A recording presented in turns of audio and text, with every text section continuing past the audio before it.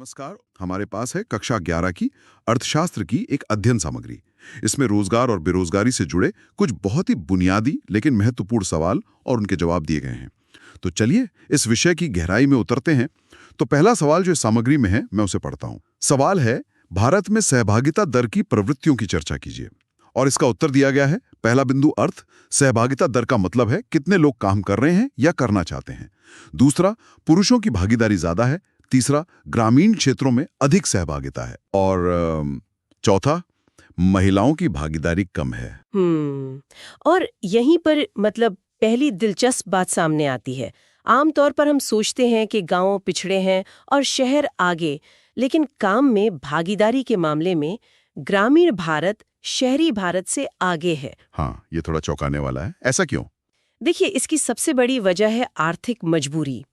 ग्रामीण परिवारों की आय अक्सर कम होती है, इसलिए घर के ज्यादातर सदस्यों को महिलाओं समेत काम करना ही पड़ता है। अच्छा, लेकिन सिर्फ मजबूरी तो नहीं हो सकती है ना? नहीं, बिल्कुल नहीं। दूसरी बड़ी वजह है काम की प्रकृति। गांव में काम जैसे खेती हो गया, पशुपालन हो गया, ये सब अक्सर घर के आसपास ही होता है। तो महिलाएं घर की जिम्मेदारियों के साथ साथ इन कामों में हाथ बटा पाती है। सही बात है। शहरों में तो काम का मतलब ही होता है घर से बाहर निकलना, ऑफिस जाना। बिल्कुल। और एक और बात, हम काम को परिभाषित कैसे करते हैं? गांव में एक महिला का अपने खेत में काम करना एक आर्थिक गतिविधि है, पर क्या समाज उसे हमेशा एक जॉब की तरह देखता है? शायद नहीं। ये बहुत जरूरी बात है। चलिए अब दूसरे प्रश्न पर आते हैं। ये पहले वाले से ही जुड़ा है। प्रश्न है, ग्रामीण महिलाएं शहरी महिलाओं से अधिक क्यों काम करती हैं? और इसके उत्तर में वही बातें जो अभी हमने की, आर्थिक मजबूरी, काम घर के आसपास होना और शहरी महिलाओं में शिक्षा और सोच का अंतर। हाँ, और इसमें एक और बिंदु जोड़ा गया है, शहरी परिवारों की बेहतर आर्थिक स्थिति। कई शहरी परिवारों में महिलाओं को काम करने की जरूरत ही नहीं पड़ती। तो एक तरफ ग्रामीण मजबूरी है, तो दूसरी तरफ शहरी सुविधा। ये दोनों मिलकर एक बड़ा अंतर पैदा करते हैं। ठीक है, तो ये तो हुई बात कि कौन काम कर रहा है। अब सवाल ये है कि जो लोग काम नहीं कर रहे हैं उनकी स्थिति क्या है। अगला प्रश्न इसी से जुड़ा है। बेरोजगारी और अल्प रोजगार में अंतर स्पष्ट कीजिए। इसमें एक तालिका दी गई है। बेरोजगारी के नीचे लिखा है, व्यक्ति काम करना चाहता है लेकिन काम नहीं मिलता, योग्यता का कोई उपयोग नहीं। और अल्प रोजगार के नीचे लिखा है, व्यक्ति काम कर रहा है पर क्षमता और योग्यता का पूरा उपयोग नहीं हो रहा। देखिए, ये अंतर समझना बहुत जरूरी है। बेरोजगारी तो हमें दिखती है, एक पढ़ा लिखा युवक नौकरी की तलाश में है, ये खुली बेरोजगारी है। लेकिन असली कहानी छिपी है अल्प रोजगार में। अल्प रोजगार में वो कैसे? सोचिए, हमने एक इंजीनियर को तैयार करने में लाखों रुपए और सालों का वक्त लगाया, और वो किसी दुकान पर सेल्समैन का काम कर रहा है। वो बेरोजगार नहीं गिना जाएगा क्योंकि वो काम तो कर रहा है, पर क्या उसकी योग्यता का सही इस्तेमाल हो रहा है? नहीं। नहीं, बिल्कुल नहीं। तो ये सिर्फ उस एक व्यक्ति का नुकसान नहीं है, ये पूरे सिस्टम की, पूरी अर्थव्यवस्था की अक्षमता है। ये एक छिपा हुआ राष्ट्रीय नुकसान है। अब आते हैं काम की प्रकृति पर। यहीं पर यह स्टडी मटेरियल भारत की दो अलग अलग तस्वीरों को दिखाता है। अगला प्रश्न है, औपचारिक और अनौपचारिक क्षेत्र के श्रमिकों में अंतर बताइए। औपचारिक क्षेत्र के बारे में लिखा है, नौकरी स्थायी और सुरक्षित, पेंशन, पीएफ, छुट्टी जैसी सुविधाएं, तय वेतन। और अनौपचारिक क्षेत्र के बारे में, कभी भी हटाया जा सकता है, कोई सुविधा नहीं, वेतन कम और अनिश्चित, काम का दबाव और जोखिम ज्यादा। और ये फर्क मामूली नहीं है, ये जमीन आसमान का फर्क है। एक तरफ सुरक्षा और स्थिरता है और दूसरी तरफ पूरी तरह से अनिश्चितता। एक मिनट, जब हम ये बात करते हैं तो हमारे दिमाग में शायद कुछ मजदूरों या रेहड़ी पटरी वालों की तस्वीर आती है, लेकिन भारत का कितना बड़ा हिस्सा इसमें आता है? यही तो सबसे चौंकाने वाली बात है। भारत का लगभग 90% कार्यबल, यानी 10 में से 9 लोग इसी अनौपचारिक क्षेत्र में काम करते हैं। 90%? मतलब हम जिसे एक अच्छी नौकरी समझते हैं, पीएफ, छुट्टियों और सुरक्षा के साथ, वो तो भारत में मुट्ठी भर लोगों के लिए ही एक हकीकत है। देश की ज्यादातर आबादी बिना किसी सुरक्षा कवच के काम कर रही है। ये आंकड़ा तो पूरी तस्वीर ही बदल देता है। चलिए आगे बढ़ते हैं। अगला प्रश्न बेरोजगारी के प्रकारों के बारे में है। चक्रीय और संरचनात्मक बेरोजगारी में क्या अंतर है? जवाब में लिखा है कि चक्रीय बेरोजगारी आर्थिक मंदी के कारण होती है, जबकि संरचनात्मक बेरोजगारी अर्थव्यवस्था की संरचना और कौशल में कमी के कारण। हाँ, इसे ऐसे समझिए, चक्रीय बेरोजगारी अस्थायी है। मतलब अर्थव्यवस्था में तेजी आएगी तो ये नौकरियां वापस आ जाएंगी। जी। लेकिन संरचनात्मक बेरोजगारी एक गहरी और लंबी समस्या है। इसका क्या मतलब हुआ? संरचना में समस्या? इसका मतलब है कि अर्थव्यवस्था की बनावट और बाजार की जरूरतें बदल गई हैं, लेकिन हमारे लोगों के पास वो नया कौशल या स्किल नहीं है जो अब चाहिए। अच्छा, तो मतलब एक तरफ कंपनियां कहती हैं कि उन्हें काम करने वाले नहीं मिल रहे और दूसरी तरफ हमारे पास लाखों पढ़े लिखे बेरोजगार हैं। तो ये पुल कहाँ टूटा हुआ है? बिल्कुल, यही संरचनात्मक बेरोजगारी का सार है। हमारी शिक्षा प्रणाली जो सिखा रही है और उद्योग जगत जो मांग रहा है, उसके बीच एक बहुत बड़ी खाई है, एक स्किल गैप है। ठीक है। अब एक बहुत ही व्यवहारिक प्रश्न। क्या रोजगार सृजन केवल औपचारिक क्षेत्र में आवश्यक है? जवाब कहता है कि नहीं, दोनों क्षेत्रों में रोजगार जरूरी है। औपचारिक क्षेत्र सुरक्षा देता है, लेकिन अनौपचारिक क्षेत्र दिहाड़ी मजदूर और कम पढ़े लिखे लोगों को तुरंत रोजगार देता है। और ये एक बहुत ही जमीनी हकीकत है। भारत की विशाल जनसंख्या को हम सिर्फ औपचारिक क्षेत्र में नहीं खपा सकते, ये संभव ही नहीं है। इसलिए लक्ष्य ये होना चाहिए कि हम अनौपचारिक क्षेत्र को मजबूत करें, उनकी नौकरियों की स्थिति सुधारी जाए, उन्हें कुछ सामाजिक सुरक्षा दी जाए। यानी अनौपचारिक को औपचारिक के करीब लाया जाए। हाँ, एक तरह से। चलिए एक और अंतर समझते हैं। अगला सवाल है, खुली और छिपी बेरोजगारी में अंतर बताइए। खुली बेरोजगारी, व्यक्ति काम करना चाहता है पर कोई काम नहीं है, ये आसानी से दिखती है। और छिपी बेरोजगारी, काम में जरूरत से ज्यादा लोग लगे हैं, ये दिखती नहीं। उदाहरण, छोटे खेत पर 5 लोगों का काम करना जबकि 2-3 ही काफी हों। हाँ, और ये छिपी बेरोजगारी या जिसे प्रच्छन्न बेरोजगारी भी कहते हैं, ये भारत के लिए बहुत बड़ी समस्या है, खासकर कृषि में। वो 3 लोग जो खेत पर फालतू लगे हैं, वो काम करते हुए तो दिख रहे हैं, लेकिन असल में वो उस खेत के उत्पादन में कोई इजाफा नहीं कर रहे हैं। अगर आप उन्हें हटा भी दें तो भी पैदावार उतनी ही होगी। मतलब उनका योगदान शून्य है। अर्थव्यवस्था की नजर में हाँ, उनका सीमांत योगदान शून्य है। और यही ग्रामीण गरीबी का एक बड़ा कारण है। अब हम कुछ और विस्तृत निबंधात्मक प्रश्नों की ओर बढ़ते हैं। पहला प्रश्न 3 तकनीकी शब्दों के बारे में है। श्रम पूर्ति, श्रम बल और कार्यबल में अंतर स्पष्ट करें। परिभाषाएं दी गई हैं। श्रम पूर्ति मतलब जितने लोग मजदूरी दर पर काम करने को तैयार हैं। श्रम बल मतलब जो लोग काम कर रहे हैं या काम ढूंढ रहे हैं। और कार्यबल मतलब जो लोग वास्तव में काम कर रहे हैं। ये सुनने में बहुत मिलते जुलते लगते हैं, पर इनमें बहुत महीन अंतर है। इसे ऐसे समझिए, श्रम बल यानी लेबर फोर्स वो सब लोग हैं जो काम करने की उम्र के हैं और काम करना चाहते हैं। ये वो सारे खिलाड़ी हैं जो मैदान में मौजूद हैं। ठीक है, मैदान में मौजूद सारे खिलाड़ी। हाँ, अब कार्यबल यानी वर्क फोर्स वो है जो असल में खेल रहे हैं, मतलब जिनके पास नौकरी है। और जो बेचारे बेंच पर बैठे हैं और खेलना चाहते हैं, वो बेरोजगार हैं। एकदम सही। और श्रम बल में से कार्यबल को घटा दें तो बेरोजगारों की संख्या निकल आती है। बहुत अच्छे से स्पष्ट हुआ। अब हम एक बहुत बड़े सवाल पर आते हैं। भारत में बेरोजगारी के मुख्य कारण बताइए। इसमें कई कारण दिए गए हैं। जनसंख्या वृद्धि, औद्योगिक विकास की धीमी गति, कृषि पर अधिक निर्भरता, दोषपूर्ण शिक्षा प्रणाली और कौशल की कमी। और दिलचस्प बात यह है कि ये सभी कारण अलग-अलग नहीं हैं। ये एक दूसरे से पूरी तरह जुड़े हुए हैं, एक दुष्चक्र की तरह। कैसे? देखिए, जनसंख्या वृद्धि हुई तो ज्यादा लोगों के लिए ज्यादा नौकरियां चाहिए। नौकरियां तब बनेंगी जब औद्योगिक विकास होगा। औद्योगिक विकास तब होगा जब निवेश आएगा, और निवेश तब आएगा जब सड़क, बिजली जैसा बुनियादी ढांचा अच्छा होगा। और इस सब के केंद्र में है दोषपूर्ण शिक्षा प्रणाली, जो कौशल की कमी को जन्म देती है।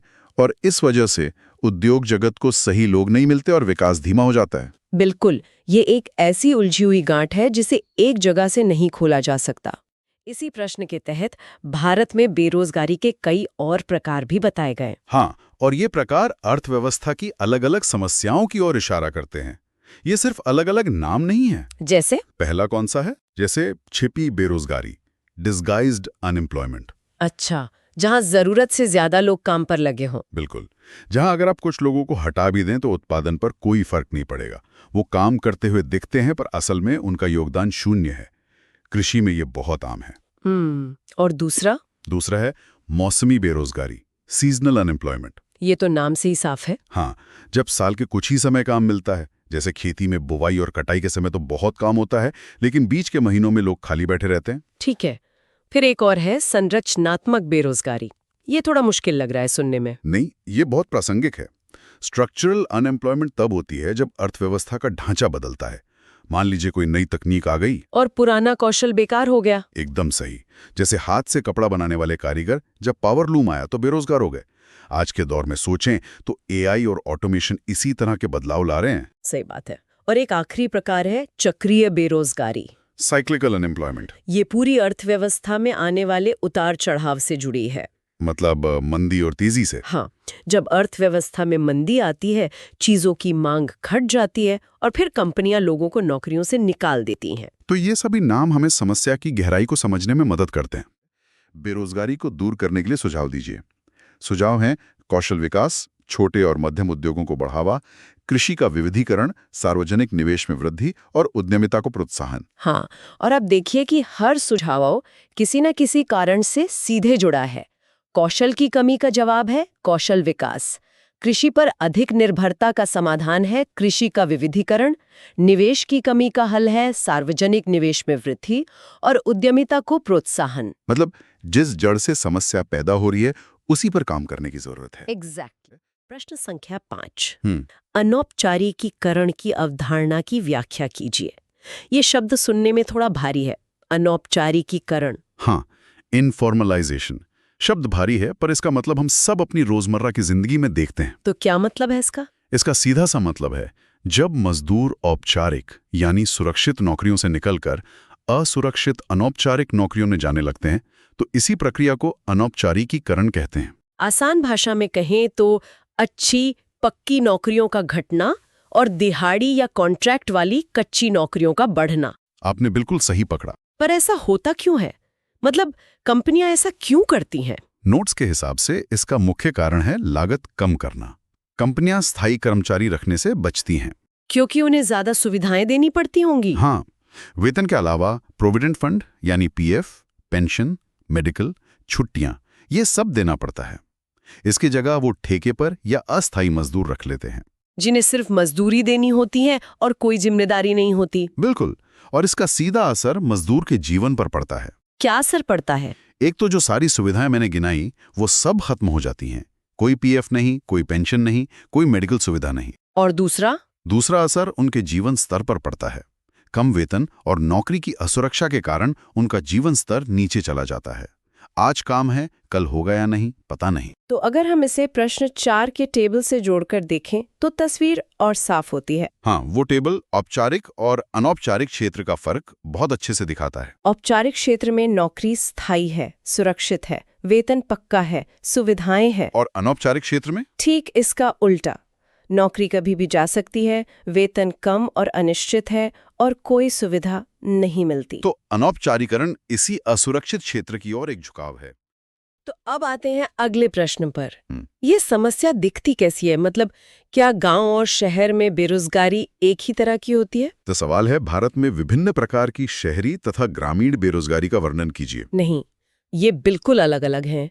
ग्रामीण क्षेत्रों में 2 प्रकार मुख्य हैं। पहला, छिपी बेरोजगारी। छिपी हुई मतलब? यूं समझिए कि एक खेत में काम करने के लिए 5 लोगों की जरूरत है, पर परिवार के 8 लोग उसी में लगे हुए हैं। और अगर वो 3 अतिरिक्त लोग हट भी जाएं, तो भी पैदावार पर कोई फर्क नहीं पड़ेगा।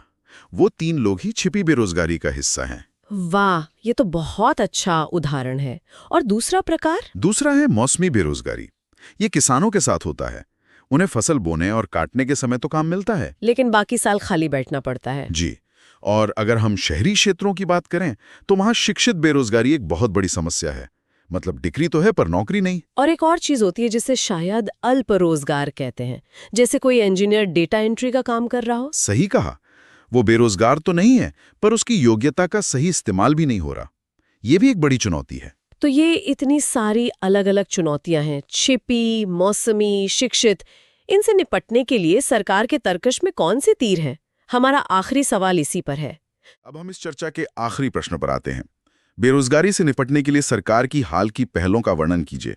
इसमें कई योजनाओं के नाम हैं: प्रधानमंत्री कौशल विकास योजना, पीएमकेवीवाई, मुद्रा योजना, startup India, MNREGA, MGNREGA, make in India और पीएलआई योजना। और ये सभी योजनाएं उन्हीं समाधानों को जमीन पर उतारने की कोशिश है जिनकी हमने बात की थी। मतलब? देखिए, प्रधानमंत्री कौशल विकास योजना सीधे सीधे स्किल गैप को भरने की कोशिश है।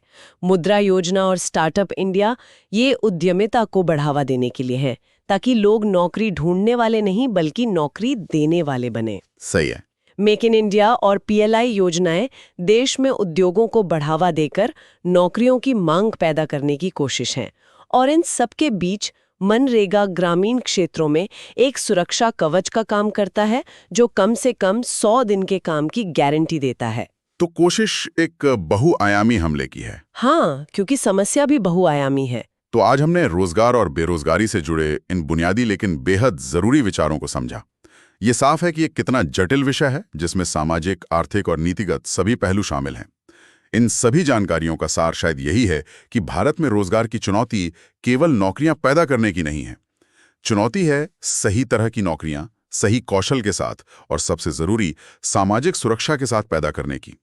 ये सिर्फ संख्या का खेल नहीं, गुणवत्ता का भी सवाल है। आज की चर्चा को समाप्त करते हुए एक विचार श्रोताओं के लिए छोड़ना चाहूंगी।